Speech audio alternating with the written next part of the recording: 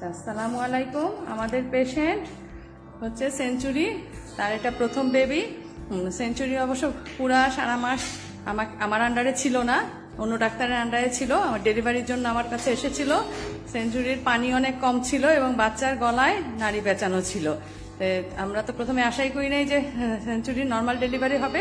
আল্লাহর অশেষ রহমতে সেঞ্চুরির অবশেষে নর্মাল ডেলিভারি হলো এবং সুন্দর একটি মেয়ে বাবু 2.8 কেজি হয়েছে সেঞ্চুরির হাজবেন্ডের মুখে। এখন শুনবেন। ভাইয়া আপনার পরিচয়টা দেন।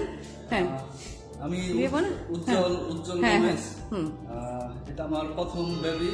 হ্যাঁ, আমি খুবই খুশি। আমি চিন্তা করি না যে নরমাল হবে।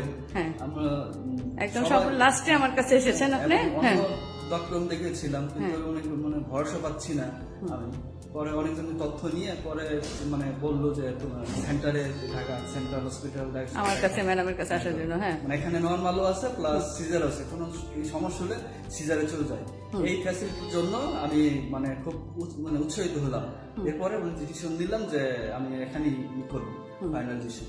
এবং আমার ওয়াইফের এখানে পানি এসেছিল, জন্য একটু পানি ছিল। হ্যাঁ, এবং ওনার ডেট ছিল 28 তারিখে। এবং ম্যাডামের ওনার বুদ্ধি পরামর্শ অনুযায়ী বললো তাড়াতাড়ি ভর্তি করাও, যে তোমাদের জন্য ভালো হবে। তারপর ম্যাডামের কথা অনুযায়ী ভর্তি হলাম। আমরা রাতে ভর্তি হলাম এবং সকালে নর্মাল ডেলিভারি হয়ে গেল।